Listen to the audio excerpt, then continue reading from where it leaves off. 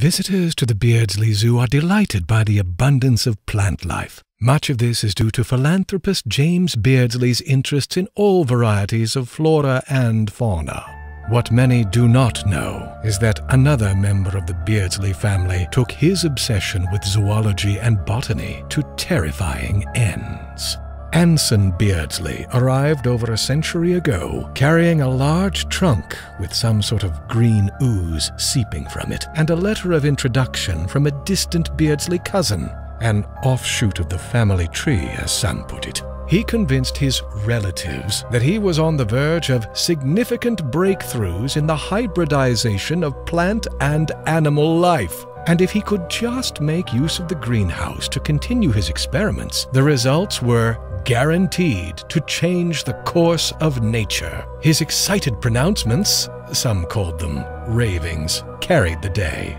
Anson sequestered himself in the greenhouse and set up his laboratory. He worked night and day, producing vats of the oozing green liquid, tinkering with the formula, injecting his test subjects, both plant and animal, and recording the results. For weeks, no measurable differences were noted.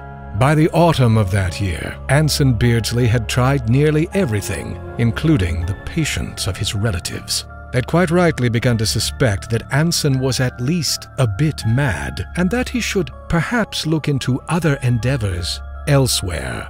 Such assertions drove Anson into fits of rage that ended with shouts of, "We shall see who is mad," followed by slamming doors, extended sessions in the greenhouse, and more green ooze.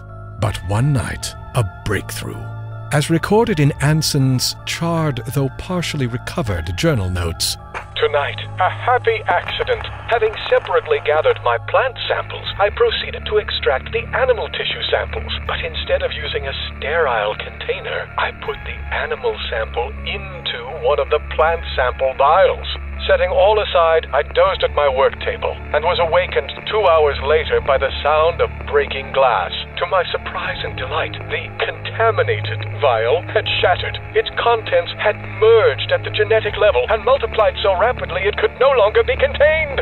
Feeling like the Almighty himself on the third day, I placed my new creature in its own Garden of Eden. A specialized growing medium of humus, blood meal, and another generous dose of my formula. It seemed to grow as I watched, and it moved. The tender vines tracked my movements about the greenhouse and shifted accordingly. Success! Oh, success at long last! However, the elation of success was short-lived, as recorded in the final journal entry from the end of that week.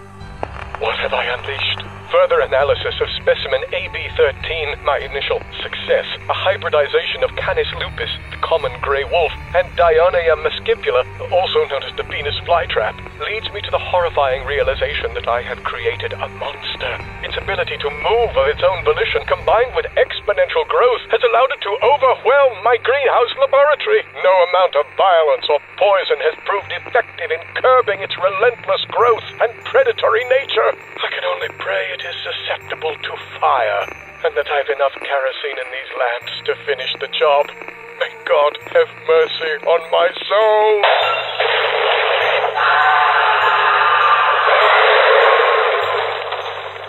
Several citizens reported seeing the conflagration erupt in the greenhouse and hearing Anson Beardsley's screams. One onlooker claimed to have seen the silhouette of a man being torn apart by what appeared to be massive tentacles that spanned the flame-filled greenhouse. The report was dismissed as hysteria. Despite the intensity of the blaze, the greenhouse structure was relatively undamaged. No remains were ever found, human or otherwise. Many have wondered through the years, did it really happen? Or was it all the imaginary byproduct of Anson's deranged obsession? And why, each October, are creatures unknown to modern science seen roaming the Beardsley Zoo? What causes the monstrous mutations to bloom in the old greenhouse? There's only one way to find out. This October, enter Beardsley Zoo by night. Traverse the haunted paths. Zoo Howl-O-Ween. Zoo Howl-O-Ween. Zoo Howl-O-Ween.